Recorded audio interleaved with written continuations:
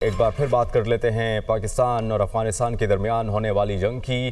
افغان طالبان رجیم کی بلا اشتعال کارروائیوں کے خلاف پاکستان کا آپریشن غزل الحق وفاقی وزیر اطلاعات عطا تارڑ کے مطابق 133 خارجی ہلاک، 200 سے زائد زخمی ہو گئے ہیں۔ افغان طالبان کی 27 پوسٹیں مکمل طور پر تباہ کی جا چکی ہیں۔ پاک فوج نے 9 افغان پوسٹوں پر قبضہ کر لیا۔ مؤثر جوابی کارروائی میں 80 سے زائد ٹینک، آرٹلری گنز اور APCs تباہ کی گئیں۔ اس کے علاوہ 2 corps headquarters, 3 brigade headquarters اور 2 اسلحہ ڈپو بھی تباہ کر دیے گئے۔ کابل، پکتیا اور قندھار میں فوجی اہداف پر حملوں میں مزید جانی نقصان کا امکان۔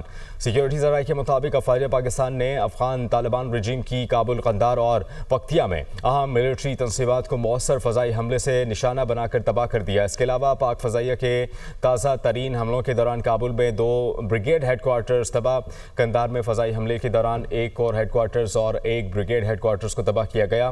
پاک فضائیہ نے قندھار میں ایمونیشن ڈپو اور لاجسٹک بیس بھی تباہ کیا ہے۔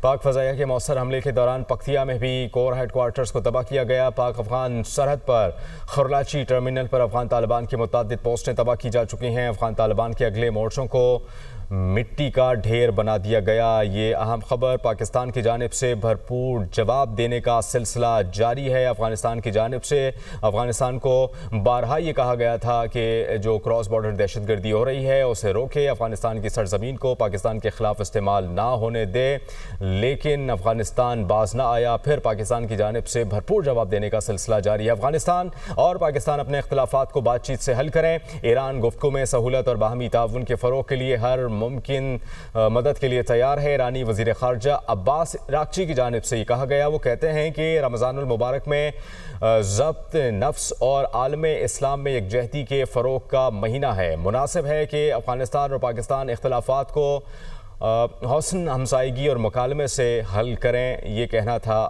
ایران کی طرف سے۔